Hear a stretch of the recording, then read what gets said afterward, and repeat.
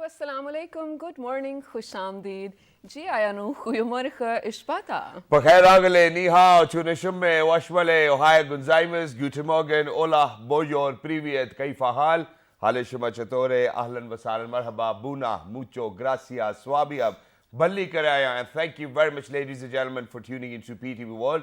You're definitely watching World this morning, alongside the very fantastic, the very supportive, the very amazing, the very superb, the very intelligent, the very caring, the very emotional at times. She is Miss Shazad Hashmi, and I happen to be Shazad Hassan Khan, and I hope and pray that people out there in 46 different countries and all over the world are ready to kickstart their day with us. Hello Shazad, how are you doing today? I'm doing great. Thank you so much for asking. Once again, thank you so much for all the kind words Thank too. you. I have to sort of declare over here before we move forward, my throat is not getting better, you guys. Okay. So first of all, I have to ask you, in fact, if you have any totkas, because Yes. well, totkas work for me. Let me list down the ones that I've already done. Okay. All right, yeah, go ahead. Because it's been more than 2 weeks, you guys. For all of those who have been writing to me, thank you so much. Thank you for your wishes. But well, I'm better otherwise, except for my throat. So I've had suji ka kahwa, I've had adrak ka kahwa, all forms of it, however it should be made. Yeah. Then I've also had khali adrak and swallowed it. All right. With I don't know what it would do. but I've yeah. had a lot of weird stuff, you guys. And then, of course, there's been green tea and different sorts of, well, teas for that matter as well, along with the cough syrup and whatnot, Okay. cough droplets. Yeah. Well, nothing seems to be working. I So think you need a newer throat. That's the only I solution wish- left that God forbid. Yeah, no, I wish but, so. but I think that, I think what will actually help is try having soups on daily yes. basis. Yes, soups will actually help because, while you have soups, you sweat a little bit as well.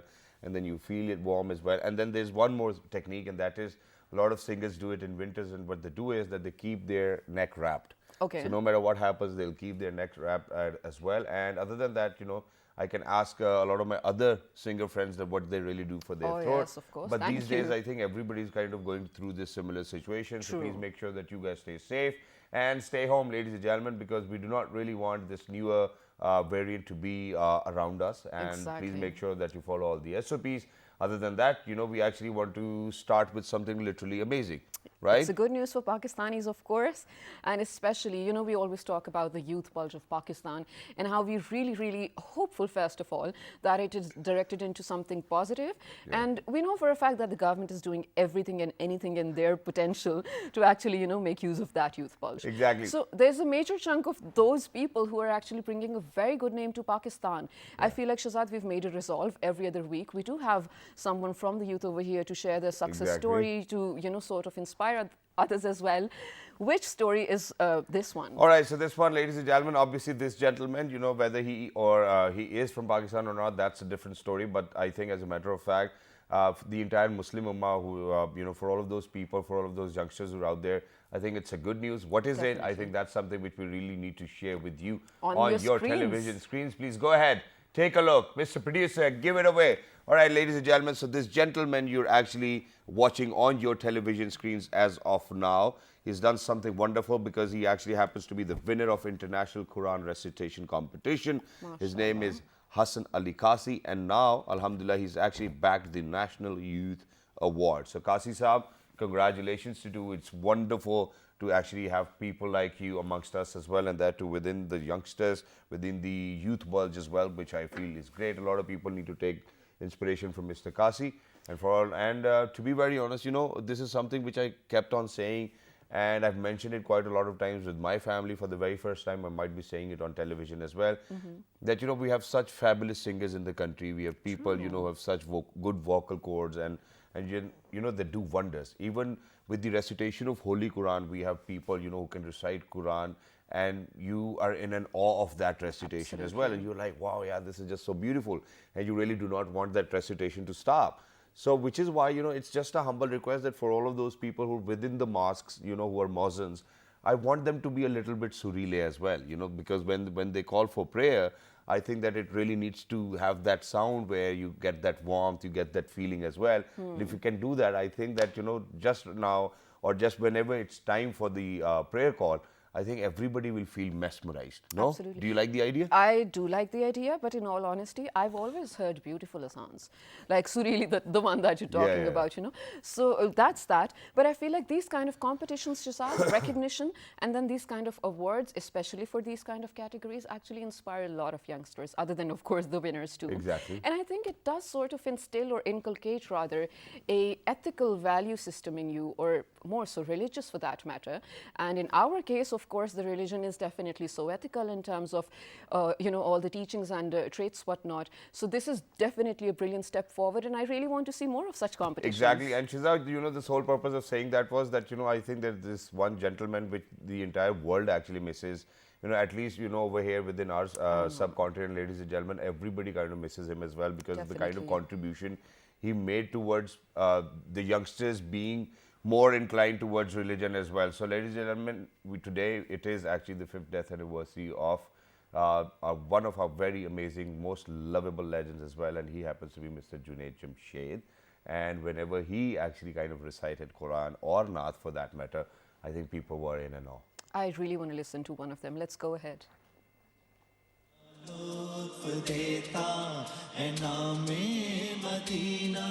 Mohammad का रोज़ा करीब आ रहा है बुलंदी पे अपना नसीब आ रहा है.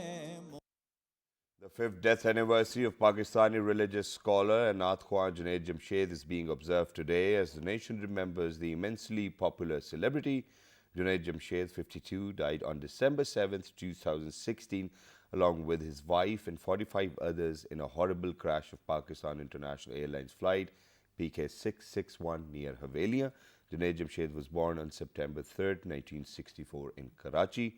He graduated in mechanical engineering in 1990 and joined PAF as a civilian contractor and moved on to a short-lived career in aeronautical engineering. Junaid formed a pop music band, Vital Signs, and had also led it as a lead vocalist. May his soul rest in peace. Of course, the legacy that Junaid Jamshed Saab has left behind, I think will stay forever, no doubt in that. And the transition, I feel the path of inspiration that we were talking about, how, he transitioned from a youth and then sort of self-awareness was a journey as well, and, everything. And then to be a Naat Khwan and to be such a popular religious scholar, not only in Pakistan or in the region, but in the entire globe, a lot of millions of people looking up to you, I think it's definitely a feat. And we will always remember this. Exactly. And in addition to that, I think his son actually now does quite a lot of vlogging as well. So, I am subscribed to his channel, and I think that he always makes sense. And when you look at those beautiful children of Junaid Jamshed, I think I get that feeling that, that the kind of parvarish they have gotten is something which they will cherish for the rest of their lives as well. And not just over here, but in the world hereafter as well. So, ladies and gentlemen, please make sure that everybody kind of looks into their Giriban and makes sure that, that they are great people and that they are good people and that they have those morals and ethics which are really important to have to make sure that everybody else around you is happy and that you are happy as well. I think that's the message for today. Yes. But now coming down to something very interesting. Now, since obviously we spoke about Mr. Junaid Jamshed as well, we spoke about how talented Pakistanis are. We spoke about, and in fact, in the previous week and in the previous week, from that previous week as well, I think we talked about 16 days of activism, that too against gender-based violence. But today, ladies and gentlemen, we actually have a very different journey to share with you guys, because usually over here in Pakistan, we do see women going to the gym to get slimmer, to get fit, but we really do not see a lady or a girl or a woman going to the gym to make sure that she's going to become a bodybuilder and that she's going to go compete in international level competitions as well, and that she's going to become a coach, a wellness coach as well, or a trainer for that matter. Yes, and Shazad, I really want to sort of take a minute to talk about why it is important and what it actually means, the 16 days of activism. Ladies and gentlemen, we really have to sort of appreciate, if you don't feel like you need activism to sort of, sound your voice or sort of sound your concerns or issues that you face, you are privileged. We have said it over and over again, Shazad Khan and myself, we are privileged enough. But thank God we have this platform to again, sound the voice of those who don't have a platform or a voice for that matter. Specifically, these 16 days of activism are against, to sort of talk about violence against women or any sort of atrocity against women specifically. Yes, this is a gender-based thing, but why? Because it is the need of the hour. Well, it's a very, very funny matter. One would think it only happens in developing countries, maybe in this region only. It is still a global issue, regardless of where we stand in terms of 21st century, it is still a global issue. And particularly about this segment, Shazad, when we talk about activism, ladies and gentlemen, if a person is sort of, challenging a system, each and every day of their life is activism. I'll tell you how, because they have to deal with their family members, their friends, the society, the very society that they live in. If they want to break out of the system, they have to deal with the entire process of doing that, the frowning upon, the questions, whatnot. So I really want to talk about the story, I know it's While heartfelt. it is definitely heartfelt, Shazad. Yes. While it is definitely a success story, no success is that easy, or no success happens overnight, right? Exactly. Because, ladies and gentlemen, obviously, if you want somebody to behave like an angel, you really need to give them the heaven as well in the first place. And to start with the conversation, I think what's more important is that, because we have been doing a lot of shows that too amidst COVID, due to pandemic, we did see and we have that database with us as well, where, the indicators actually showed that there was a rise in domestic abuse. A lot of women were beaten, a lot of women were divorced, a lot of women had similar issues, a lot of women were actually sent back home because they were fired because of the pandemic, not the men. So, all of these inequalities actually do exist within the society. And when we talk about activism, I think Shiza very rightly said that we really need to voice it, we need to talk about it, which is why we're going to share an example today right in front of you, where no matter what happened, she, alhamdulillah, is a pro bodybuilder, she's a wellness coach, she's a fitness trainer. She does not want me to call her fitness trainers, but I think for the better understanding of people out there, we're going to let you know that as well. She's based in Dubai and she's doing some phenomenal work, and she gets to see all the amazing bodybuilders out there in the world as well. So without any further ado, ladies and gentlemen, we actually are very lucky that we've actually been joined by somebody who shapes your figure in a way, the way you want it to be as well. She happens to be Miss Zaina. Heather, hello, assalamu alaikum, good morning, how are you? Welcome back. Hi, how are you? Excitement. I am excited. I'm always excited to see you because the kind of gains you've got, I've never gotten to that point as well. I knew that was why you had all this excitement. Exactly, and this outburst of excitement. Exactly, and this is something which makes me excited as well. That that you're such a high achiever. That I still remember the journey. Thank when you. I'm humbled. When you started it, when you initiated with bodybuilding, and that people would come over to you and be like, "Hey, you know what? You look like a man." And Why are you Particularly. wasting the story? I want her to tell it. Yeah, no, but I'm telling my part of the story Okay. because we used to go to the same gym, and I'd be like, "Hey, Zaina, how are you doing? Hey, Zaina, how are you doing?" And then there would be all of a sudden somebody, "Don't you think that you're turning into a man?" And then she would be like, "Hey, you know what? Do your thing, and just get lost from here." So Zaina, a very warm welcome. Thank you very much for joining us. How's life? How are you? And how's your career going so far? Well, thank you first of all for having me. Always welcomed and present at your PTV World show, and honestly, it's such an honor for me. Thank you very much. To be included in such hot topics, firstly, Alhamdulillah. and of course, global, informative topics as well concerning other people, women, and in the facility of sports and other avenues of life, I suppose. Oh, that's wonderful. So every time I come to Pakistan, this gentleman here invites me into the morning show, and I always have a new story to share. Yeah. So this year I competed in Romania Muscle Fest Pro and in European Championship in Spain in August. Wow. So I didn't have much of a gap between the two shows, but I still had this resilience and this willpower and determination to sort of pursue that goal that I had set in my mind. And my coach, George Farah, who's a phenomenal human being, of course, always escorts me and guides me into the path of giving me the results that I am looking for. Wow. So I'm very honored to have him as a coach, and I'm extremely blessed because he's such a humble human being as well. He's also the Rocks coach, you know that. And he's one of the world's most renowned health coaches, and he's also a doctor. He's also been through many different things. He's survived cancer, and there's a lot of things that I've learned from him as an athlete and as a professional athlete in this field. if there's one thing I've learned is that if you have an amateur mindset, you will remain like everyone else. Yeah. So you always have to set a goal as though you're already an existing professional in order to pursue those professional goals in life. Wow. So when I come to Pakistan, I fortunately have that willpower to share that positive energy with other people, to sort of pursue similar goals, not pertaining to bodybuilding particularly, but just sports and fitness in general. But also the fact that people have to have that consistent drive, that determination to stick to that goal and not just give up halfway through, which most people do. And it's not just in Pakistan, it's everywhere in the world. Right, right. So I want to emphasize on the fact that not everything has to be restricted. It doesn't have to be boring. This is something I chose personally, so this is something that I do for my set goals in order for me to step on a stage with the world's most renowned bodybuilders and athletes that have been preparing and competing for years. Yeah. I'm just a new baby in this field. The Yeah. people that compete against me have been competing for 8-9 years, and they're much older than me, or some of them are actually much younger than me, but they have a lot more muscle maturity.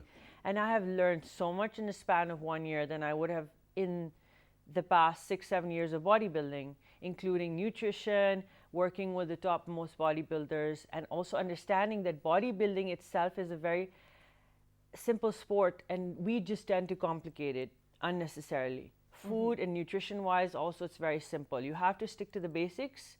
You have to just be consistent, stay on track, and just follow that pathway. If you start digressing and going left and right, then you're just going to derail and you're going to fall off, and you're not going to be able to get to that ultimate goal that you've already set for yourselves. Right, absolutely. And first of all, congratulations on the competitions you participated in. Thank you. Regardless of whatever happened, we're really proud. She's of bagged that a as lot well. of medals. Every time I see a I'm picture, pretty she had like 6-7 medals. We're hanging going to show the in pictures her to neck you guys as yeah. well. Of course, we're really proud of that. And I think it's really appropriate time-wise, Shazad, because this was yesterday as well. Imran Khan Sahab was actually initiating a sports drive for the youth of Pakistan, under the Kamyab Jawan program. And to talk about that, when you say that, okay, addressing the massive youth, millions of people who sometimes, most of them in confusion, actually need someone to tell them this is your direction, this is how you should go about it. So while, of course, we're here to talk about your wins, in these 16 days of activism, we cannot forget where we come from and the kind of the struggles, let's say, women specifically. Shazad, stop it. No, I'm not doing anything. Yeah, we're old friends, that's it. I'm just happy for her. Yeah. Right. So the struggle sort of, or the challenges that the women of this region particularly have to go through if they choose a non-conventional profession like yours. And you're so good at it, you actually made it. What would you say to them? Or what are some of the struggles or challenges that you would account that you had to go through? Well, first and foremost, you have to have a very good support system. And I've Absolutely. always had a fabulous support system. My father has been Yes, go on. My father has been supporting me since I was a baby. He's been pushing me in the direction of anything that I ever set my mind to. And my parents have always encouraged me to be involved in any form of sports. So I did national swimming in Pakistan. I was always into horse riding, running, and all kinds of activities in my school. Always swimming in the deep ocean whenever we traveled to Europe, things like that. So I think that it was just something that was inbuilt, and I was born with it, I suppose. I just got it from my parents, So that encouragement was inbuilt, and then obviously that confidence level just arose over a passage of time. And I think that you have to have it instilled in you, but then you also have to have that drive from a very young age. That's true. So for women, I'd say, or for men as well, for the youth in general, I'd say that the best thing for you to do is set yourself up for a very high goal, always for the highest. And then if someone doesn't support you, you always have your own set goals to survive with. So you always have a survival mode in any form of life. To do, yeah.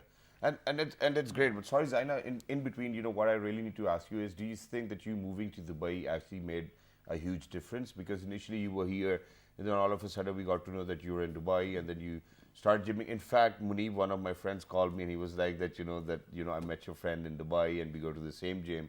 And in between, so do you think that moving on to or or because you actually moved permanently to Dubai, so did it actually help you in kind of looking forward or achieving all of your goals as well, which you thought might have been a little difficult if you were still in Pakistan?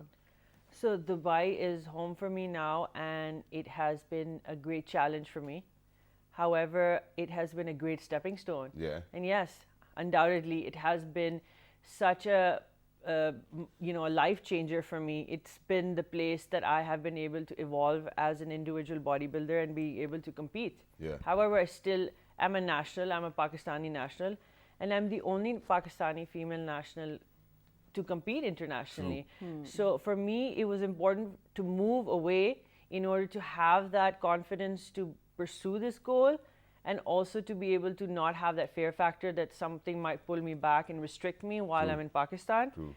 So I had to have some sort of a middle ground. So Dubai is home for me, and I love living there. I work from home. I'm very comfortable in my own space. I have a very limited social life. I'm studying, I'm reading, coaching. So Alhamdulillah, I'm very blessed. Then you have And cats at your place I've got as well. two cats. I've got a Scottish fold and a British short hair that I adopted. Someone surrendered him, and I rescued him. Wow. So yeah, That's a brilliant I thing. live in a very prime location as well. It's a very hip and happening and busy, buzzing. Can you see Burj Khalifa from your place? Yeah, I live right under Burj Khalifa. Wow. But the So thing the is, next show we'll do at your place. most definitely for New Year's, preferably because you'd be able to see the fireworks for free. I People wish. ask me if they can come and use my balcony while I'm traveling allow just to them? see the. Well, I mean, it's very odd that they wouldn't call me otherwise, and they only call me when they want to see the That's fireworks. when you don't have to pick up the phone. That's right. That's when I most of the time I just turn it off. So in most of the year I am preparing for competitions. So my friends request that I spend a little time with them and indulge and enjoy Yeah. for the times post show. So Yeah. now when I go back, they've already arranged get-togethers and feasting and which is why I actually Yeah. have a very Get-togethers. important question, Okay. because you know what happened. So when you actually went for your Romania's competition, I thought that right after that you actually went on a vacation, right? And you were somewhere in Europe, I believe so as well. And you love going to Europe quite a lot. Almost Yes. every year you go there. And I was like, no, okay, now since she's on vacation, so she's going to bulk now, and something of that sort. But you. From that competition to I followed your journey within Europe as well, and then you went for another competition as well. Right, back so to back. So there were two competitions. So from that competition to that competition, there was a vacation in between, and you didn't just lose muscle, and you were actually kind of very ripped as well, and your muscle definition was great. So even while you were on vacation, you were controlling yourself on not to eat what you actually want to eat, right? Number one. Now what I'm trying to ask is that when a person like you is on such a great journey where you, inshallah, in days to come or in years to come, you'll be called as a legend within the women bodybuilding peripheral of Pakistan. How difficult does it get to kind of control your nerves almost every single day? Because I just cannot control my sweet tooth every night. I know. I just Imagine have you're to in have some Europe. cookies, right? And no matter what happens, I go back to the trainer. I'm like, yeah, you know what? I'm not getting that result. He's like, sir, what did you eat last night? I was like, I had 3 cookies last night. I said, how can I actually help you now? So, things like that. So how do you do that? Because you really need to be so strict with yourself. Do you come easy on yourself as well at times? do you want the truth or should I want the truth. The I want truth, the truth. for should I sure. put on the camera face? No. I want the truth. I had son ka halwa just before bed last night. Oh, that's good. I love Kashmiri it. chai, pakore, And are you chaat. looking forward to burning it today? I'm a desi bacha. In fact, Bacha. before I slept, I had churi. Oh. I had a paratha with I aloo have churi keema when I wake gosht. Was it a part of your diet? It can be. Okay, yeah, so, it can So be. the way I coach, I like that. The way I coach my clients is that I include all the foods that they already enjoy having. All right. So there's no point dieting. Rather, being on a sustainable plan that you can consistently follow and enjoy. And in pursuit of that, you get the results as well. Yeah. So anything that haste makes waste. We're all familiar with that term. Yeah. So it's always advisable to do something that has slow results so that the results last longer, Yeah. as opposed to doing something in a hurry Yeah. and the weight is going to bounce back and hit you like a bus. Okay, for me personally, because I'm on restricted calories most of the time during the period of my competition prep, my metabolism is quite high at the moment, so I am able to indulge and enjoy eating foods within my caloric requirements. So I'm doing a reverse diet, which is slowly creeping up the calories so that we don't increase our weight immediately and also retain muscle. you can definitely retain muscle whilst being on a maintenance calories by keeping your protein intake in an adequate amount or a slight bit of an increment of proteins, and then you can manage the rest of the macronutrients. Which is why what we're going to do is that we actually have a few pictures of yours where, we want to share them with our audiences out there in 46 different countries of how much muscle she really has, ladies and gentlemen. So please, Mr. Producer, can we have the pictures up? All right, and all right, wow. This is right after my tan. Can I was you going show to have this? steak in Romania. This is just That's Abbas's unreal. dog, Jack I think- Nutrition dog. I know, nice. but I look at this bicep. I think a lot of men do not even have such bigger biceps as well. That's yeah. a lot of work, hard work of 6, 7, 8 years of training And we can see that. consistency and also determination. We So have when- one more picture as well. Yes, there- we want there's to share plenty that. more, so please, actually. So please bring it back. Bring back that picture if you can. Yes, here. Oh my God, look at you. So all of those wow. medals and everything. Wow, and you get to roam around the world as well. Where are the rest? The one with the multiple medals and the radio station. I don't know. I think Keep we'll the have to pictures get in the into- loop so that we can into the keep talking detail as well. about them. Okay, so which is why But- I'm going to ask you this very important question. This is for myself and a lot of people who might be out there. And, because how over here in Pakistan you go to different gyms and then there are a lot of people who have done their certification. But, from the pandemic, from 2019 onwards, everybody did a certification, that too online. No hands-on experience, nothing of that sort. So one day, somebody came up to me and he was like, sir, have you ever had creatine? And I was like, no, sir, I do not use creatine because, I have other issues when I really need to kind of keep a check on my blood reports and whatsoever the case was.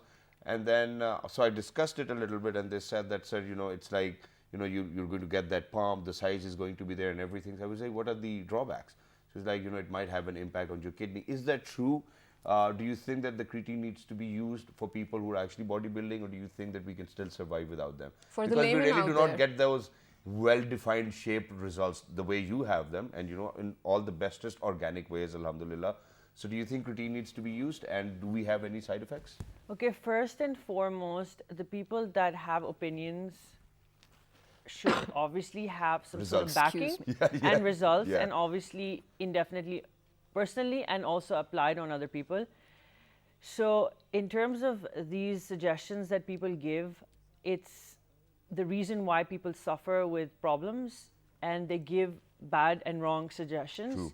So they should be focusing on things like suggesting their clients or others to have whole foods and to just stay on a consistent track, and also mindfulness. So how I approach my clients is I always ask them what their environmental factors are that cause them to be the way they are, what their routine is like, how much hydration levels they have, how much sleep they're getting in a day, what are their timings like at work, how active are they.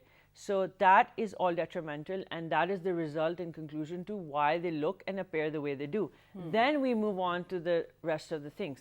In terms of supplementation, that's the least important thing. The first is your mindset, where you are during the day and how your life and how your routine is looking like, what you've been eating, You what look kind great under the light. You know what I'm saying. what kind of food you're used to having, what kind of food you like having, what kind of food you're allergic to, the things that you have available. Supplementation wise, I always recommend pro and prebiotics. These are most essential supplementation that should be talked more about, more so than the supplements that they emphasize on supplement stores and online, because they're advertised like other companies. I wouldn't want to mention it, but anyway. Yeah, but it's all right. The most important thing is whole foods, okay? Focus on just the basics, the things that are available to you और जो आपके सामने हैं और जो पास हैं, उसके अलावा consistency, just be determined and be patient. All right. With that comes the rest, you know. Wonderful. So thank you very much, Zaina Haider, for being with us. It was lovely to be in always a pleasure. conversation. And we hope and pray there are a lot of people, not just women, a lot of men have taken inspiration from you as well. I'm sure. And thank you very much for representing Pakistan on so many different fronts and then still not asking for anything, you know, because a lot of athletes, they do go and then they're like, hey, you Yeah, know what, well. we never got the support. Well, thank you very much. You're one of those people. You're one of those representatives of the youth of Pakistan who've actually achieved so much, and On that too their by own. themselves, by their dedication as well. So thank you very much. Hats off to you. For everybody who's out there, Ladies and gentlemen, we are heading out towards a... Short break, of course. When we come back, the 16 days of activism will continue, but maybe with a different story. Stay tuned to find out. Good morning. Good morning.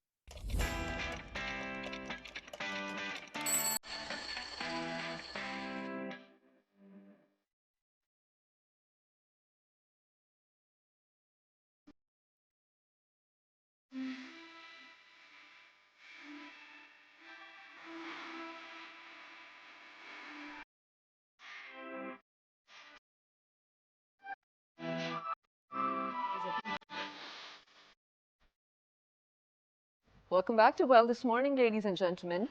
I know this was a really short break, but it was for you guys to actually go grab your breakfast because that is how we start a healthy day. Exactly. Now, speaking of 16 days of activism, ladies and gentlemen, we are really, really proud to be sort of sharing the brilliant stories of Pakistani women with you to inspire you, first of all, and to let you know how you as a person can make a change and sort of bring those people out of a phase of their life where they actually have to still go through violence of one form or another. It is happening every day. So for this segment, we actually have a very inspirational story. Yes. So, ladies and gentlemen, we're very lucky that we've actually been joined by somebody who happens to be an advocate of advancing gender equality and women empowerment. She started her career somewhere back in Brussels. She's over here with us today. We're very lucky to have been joined by Ms. Farwa Zafar. Hello, ma'am. Assalamu alaikum. Good morning. Assalamu alaikum. Good morning. Wa alaikum assalam, ma'am. Thank you very much for joining us. It's wonderful to have you. So you've worked for UN missions as well. You know, you've been affiliated with so many other INGOs, NGOs.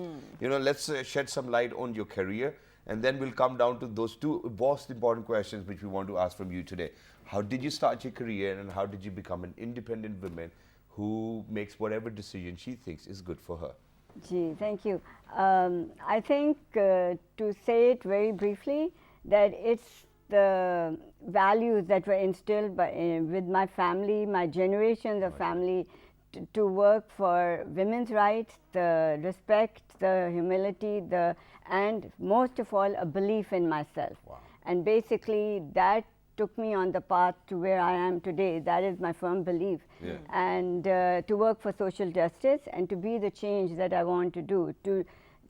I cannot be a bystander. No, it's not part of me. I think that's wonderful, That's which is why I'm directly going to jump onto that question, which everybody wants to kind of listen to, and we want to kind of know the answer to it as well, because there's this Every Woman Treaty in place as well. What is that treaty? What does that entail?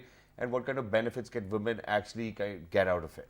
Gee, the Every Woman Treaty is actually a global campaign. It is a call for action to end violence against women, and since 8 years, it's been working on drafting a treaty, international treaty.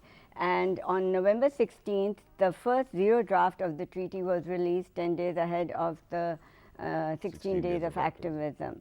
And it has already been supported internationally by, for example, an African Union president and the president of Democratic Republic of Congo, and he has joined Every Woman Treaty, and I'm a global coalition member. Every Woman Treaty basically operates in 128 countries around the world, and it has over 1,400 activists, and it was created by a group of people led by Lisa Shannon in 2013. All right. And since then, we are here today, and it is a very crucial. And the importance of this treaty is that at the moment, we don't have any accountability. As you can see, the rising numbers of violence against women just speak for themselves. And Pakistan is one of the most highest rated country, and it's known by research organizations as the 6th largest country, which is not safe for women. No, it is not Right, safe. but ma'am, I want you to sort of talk in detail about what the treaty entails, like Shahzad asked. When we say that a lot of women from 128 countries, you mentioned, Yes. are coming together, it's amazing. Makes us think that we're on the same page in terms of, you know, gaining the equality and gaining the rights that everyone desires. But what does the treaty say? Meaning, what does Pakistan have to do it, or what does Ma'am Farwa have to do with it? Exactly. And before you kind of say that, do you think that there will be a change in terms of when we talk about how the rising number of domestic violence still exists over here in Pakistan? Do you think that such treaties will actually help? Because we've come across so many different kind of treaties and, you know, MOUs and Laws for that agreements matter. and laws, but we've never seen the positive result. I'm very sorry, but I have to say that because I'm being honest with my job, at least. Yeah, please go ahead. Yes, no, definitely. This treaty, we do not have a treaty to address violence against women. We have what we call the Beijing Platform of Action, and 26 years later, we are still, you know, not moving forward to address violence against women. No, because it doesn't even include the word violence. It is very significant. It has brought the issue of discrimination against women in the forefront. But there is no accountability. The states are not binding to implement those things that they do support, they do ratify, like Pakistan. So this treaty is like other treaties. You have the treaty on landmines, you have the treaty on tobacco, you have the treaty on torture, because they hold you accountable. So the this goes missing in the word is international court? accountability, which this treaty will engage. It will change global norms. It will develop political will. and most of all, it will make this country a safer place for women and provide the protection which it is their role for the Shiza state. actually has a very apt Right, question. and which is brilliant, first of all. And to mention, I think we can't let go of the fact that people like Ms. Farwa over here, who has been a part of such brilliant international organizations and working for the betterment of this country. Of course, your efforts are now showing, and I hope, inshallah, in the near future, it will be definitely a safer place for women to exist over here. Now, coming back to the treaty itself, for our own understanding, ma'am, accountability is definitely what we need, because in terms of laws and bills, even we have country-specific laws and bills about, gender-based violence as well, which is great, but implementation matters, accountability matters, like you said. So with this treaty, who is being held accountable and where? Is it the international courts? Because then if we're coming back to states and nations again, don't you think we're running in circles?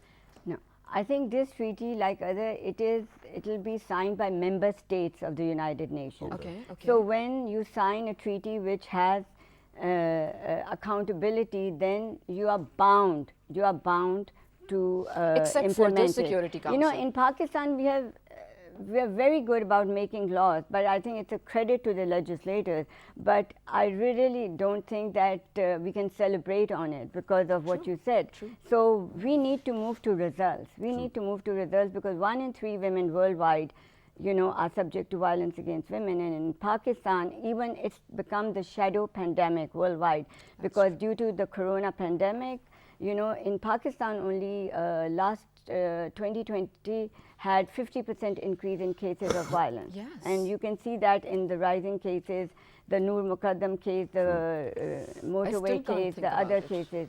Yes, so this treaty is going to, Have an impact. yeah, because it works around a whole hand framework, which means prevention is preventable violence. Exactly. It's preventable. And it has ma'am, been proven. we totally want that as well. But, I think that over here, the society actually needs to come together as well, because half of the times whenever we have some research articles in our hands and, whatever our researchers bring to us, or probably, if it's me and Shiza that we are actually kind of looking for some more databases as well, or records for that matter, or numbers, what we see is that majority, in fact 99 or 98% of the cases actually go unregistered, and it's because of the fact that that their parents do not allow them to kind of go to the police station or probably seek help, or even with the within the government organizations, we have a body where it's the federal ombudsman, and they are doing quite a lot, that too on harassment cases as well. But not a lot of people kind of take up these cases. I think that the social norm of log kya kahenge, and then people will talk about my character, from women's point of view. How do you think that we can change that? Having that treaty, you said, is great, and that now everybody will have their accountability is wonderful. But for that, it needs to be reported. The cases needs to be registered and recognized by people who are sitting there up top as well and saying, be like, hey, you know what, we're not going to tolerate this within our organization. So how do you think that we bring the society and the members of the society to a point where they are willing to report such cases rather than brushing them under the carpet? Is it a mindset challenge? No, it's very simple. Why are they not doing it? Okay, why don't you start that? They're not doing it because of lack of trust in the system, in the state. They are not doing it. It's not only because they think. So I think worse than anything else is the society's acceptance of the way women, are isolated and the perpetrator is protected. And you have so many examples of it from Pakistan, frankly. Yes. So it is going to change when they know that they have a trust in the system, they have a trust in the government. That's how they're going to change. They are going to come open when they are feeling safe, they are feeling protected. They don't feel safe, they don't feel protected, and this treaty is going to make them safe and protected. Wow, that's wonderful, ma'am. Brilliant. Thank you very much for being with us. It was lovely to be in conversation with you, Ms. Farwa. And thank you very much for bringing this treaty into our knowledge and into the knowledge of all of those people out there in 46 different countries, because everybody is going to be kind of looking forward to it. Now, thank you very much once again. Anything you want to say towards the end? Yeah, I think I just want to say that the Nya Pakistan has to start its greatest stride towards ending violence against women, because human flourishing starts when violence against women ends. Exactly, and we are on it, Absolutely. and Very this brilliant. program is actually speaking evidence of that as well. So thank you very much once again, and ladies and gentlemen, we will definitely continue to kind of make sure that we raise awareness. But for everybody who's out there, we actually have something to share about beaches of Pakistan. Oh, you want we to take do? a look first, and then we will tell you what's actually happening. So please put up the visuals for our audiences out there in 46 different countries. Let's do that, Mr. Producer. Yes. So, all right, ladies and gentlemen. Pakistan beaches actually bustle with sea turtles, big and small, as breeding season gets underway. Oh, so cute. Yeah, the Sindh Wildlife's Marine Turtle Unit has released 860,000 turtle babies into the Arabian Sea so far. And it also says lockdowns had ended by the start of this year's season, but conservation experts still expect a large number of turtles to Exactly. visit. So green turtles are one of the largest sea What? turtles. Wait, turtles have a lockdown as well? Yeah, this is something which I was about to say. Then I was like, okay, it might be a silly joke, but coming back. Sorry. No, but coming back, green turtles, ladies and gentlemen, are actually one of the largest sea turtles and can grow to weigh more than 90 kilograms. Even Imagine, man. heavier than me. And you know, in 2019, actually, 8,000 to 8,500 sea turtles, green turtles actually, were seen on the Karachi beach. Wow. Like I've said before, Shazad, first of all, I've never been to a beach, then I've never been to Karachi. So I can't say, I mean, if I'll ever get to see those turtles. I mean, I think what you're trying to say is that you have never been to a beach in Pakistan. I've never been to a beach. You've never been to a beach? I mean, I've been on seasides, I've been on harbors, you've but a never been to a beach I've beach? never been Aw. to. I Unfortunately. think lucky us. Yes, that but we were we're born so in lucky. Pakistan, but we still get to witness a lot of beaches. And Exactly, For and- somebody who was born in Netherlands, ladies and gentlemen, Just anyway, but never yes, went to a beach. this is what I wanted to say. Pakistan actually entails a lot of things and everything, ranging from this to that. So to sort of, fulfill my cravings of a beach, Pakistan is offering me everything along with the green turtles. Exactly. Wow. That's wonderful. So, ladies and gentlemen, please make sure that you every single day, wake up, you have a resolve, you have a goal, you have a career to follow, you have a path to follow. Make sure that you do that. If you do not have a career, make sure that you do something which is actually going to goal, make yes. somebody else a career as well. And then enjoy together, celebrate together, and give from what Allah has given you. And inshallah, you will have more to spend as well. So write to us on our Facebook page, which is with the name of, World This Morning. on Twitter, World This Morning, but without a G. on Daily Motion and YouTube. Also Word This Morning. And the fabulous repeat is going to be at 5 past midnight. till the next time. Look after yourselves. 1, 2, 3. Good morning. morning. Take care. Thank you very much, ma'am.